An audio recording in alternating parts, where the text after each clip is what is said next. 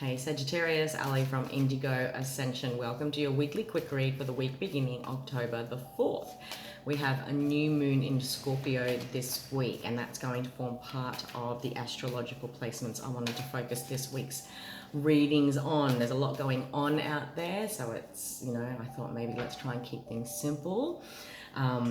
Firstly, this new moon in Scorpio is lighting up your 12th house. Now, I want you to rewind the clock to a couple of weeks ago. It is significant because Venus moved into Scorpio at that time. Now, we've now got a new moon in Scorpio. So rewind 2 weeks ago. What was triggered back then for you? What came into your awareness? What new ideas, thoughts, desires?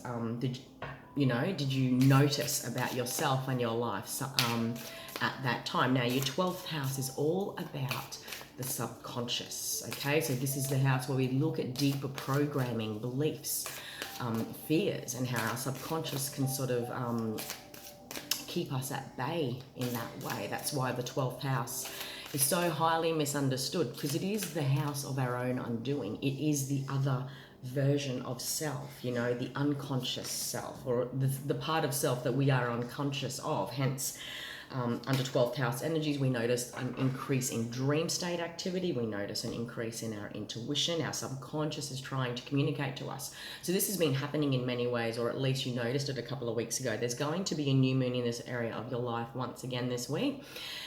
So notice how that might activate in some way. New moon energy will always pull out of us this desire for the new, a refresh, a reset. I'm finally ready to listen to my subconscious, or, I've noticed an increase in subconscious activity again, or becoming aware of triggers, fears, whatever the case may be. How I'm aware of what influences me that I am not aware of, when we're activating 12th house energies, despite the fact that the subconscious is all about being unaware of something, it is a beautiful opportunity to have those aha moments, okay? The other astrological aspect I wanted to focus this week's readings on is all of this energy that is heavily condensed within the zodiac sign of Libra. Not only is the sun in Libra, but Mercury's retrograde in Libra. There's quite a lot happening, and this is activating your 11th house, Saggy. Now, your 11th house is our wider networks and acquaintances, helpful people, communities. It's the humanitarian energy. The 11th house is ruled by Aquarius. It is about the greater good. So in many ways, when I'm working with 11th house energy and 12th house energy, what is the link there for some Sagittarians, or a lot of Sagittarians out there, where you are sort of being influenced by the collective energies, okay? So I'll leave that with you, all right? This channel is dedicated to empaths, sensitives, and intuitives. So in many ways, as any empath knows, we can be highly influenced by the energies that are out there, all right?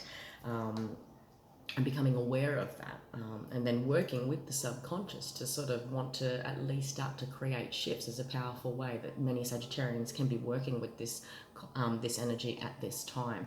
Now, I wanted to do an as above, so below reading, all right? When we're working with all these retrogrades, sometimes we don't see the gestational result of that until the end of that transition period.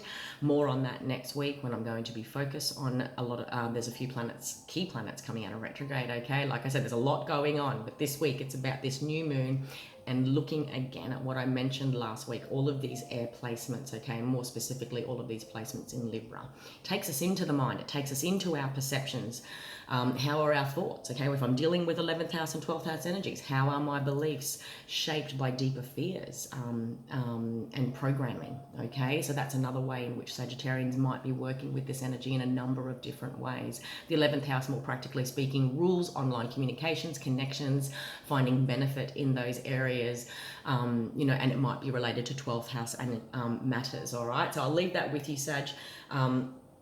As above, so below. Like I said, sometimes it takes quite a while for this energy to gestate when I'm working with retrograding energy, and it's amazing to do that deep inner work, but more often than not in our very human experience, that is always almost triggered by outside events, okay? When we're working with the mirror, in order to look into self, we are perhaps first activated by looking without.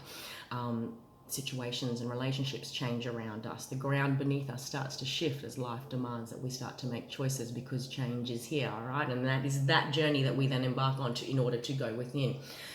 So let's take a look at two different tarot decks. I mean, you know, they're both a 78 card deck. The first one's just the traditional Rider-Waite one, and the second one is this beautiful contemporary deck that I've just come across. I'm actually quite particular about the decks that I use, but this really drew me in. I love the artistic impression of the traditional tarot in this one. Journey Tarot, it is called. Now, you've got the Temperance card. That's you in your higher form, my friend. You've got the Seven of Swords. You've also got the Lovers card. I'm actually quite surprised how much this card has shown up for many of the zodiacs. You know, traditionally in tarot, the Seven of Swords rules deception, betrayal, selfishness energy, and certainly that can happen outside of self, okay? It can also happen inside of self when we are betraying ourselves and not being selfish, and, you know, where we should be starting to make self a priority. In many ways, you know, the Seven of Swords, it's highly contested as something that's quite a dark energy to be working through. And yeah, it is, sure. But where can I look at it in a positive light? Like, I love how this deck, this Rider-Waite deck, has a lot of yellow in it, because there's something here about life force, confidence. Where do I need to sort of focus on my own inner confidence in order to say yes to self, be selfish, so that we can say yes to self, which is going to take us into the realms of saying no to all else outside of me. This is about a beautiful blending, okay, of principles, values, balancing my fears and my hopes and dreams, a perfect replica, okay, of your astrological placements when you're dealing with 11th house and 12th house energies. The Lovers card traditionally is Saggy, about dealing with both head and heart matters. And you guys, look, you've shown up here, okay? That's you in your higher form, and that's the card that is ruled by Gemini, your shadow side, okay? The zodiac that sits opposite you. So whenever there is any Gemini activity, you know, Sagittarians get an opportunity to deal with the shadow, to deal with the subconscious, and that's what you're processing at this moment. We had Mars in Gemini recently too, along with the moon. So powerful symbolism here displayed by these cards, all right? Where has deception got in the way from truly being able to blend and integrate my shadow self, work with the other, okay? You guys are activating 12th house energies, work with that other side of yourself, the other part of yourself. Where have you deceived yourself from, you know, not truly sort of opening up to the influence of what those messages are trying to tell you? Something about June this year, July this year was significant, okay? And I want to rewind the clock back to your last birthday season, all right? And more importantly, the forward steps into this coming birthday season are significant for you guys.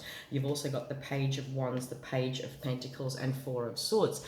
No doubt when two pages show up, there is infancy here in a couple of key areas of your life. Maybe it's monetary aspects, business aspects, career aspects. You are starting to see the benefits here of really exploring 11th house energies, okay? Maybe your wider networks, acquaintances have provided opportunity for you to truly start something new here. So then be conscious of 12th house influences, which are the astrological placements that are lighting up for you, that are stirring fears, is the thing I want to say. Because when I'm working with page energy, it is still in its infant stage. There is no guarantee that it will make it to the king. All right, the Page of Wands is excitement. It's great news. Maybe some of you are getting some awesome news from your 11th house networks and wider communities online. Take it however it resonates, that provide an opportunity to really plant something and start something new here. But some of you might feel the bigger pull of 12th house energies and desire to hold back on some level, okay? For others, this time out has been of purpose, okay? This time out to take stock, to go over what has happened perhaps when it's been Three of Swords energy. For you guys, again, there's a bigger journey at play. June, July energy was significant for you guys this year, your birthday season last year. As above, so below. Sometimes this energy, this wisdom classroom, these learnings take time to deeply integrate with self so that we create perceptual shifts, okay? Which is with all these planets in air signs. Last week's reading is what I focused that on.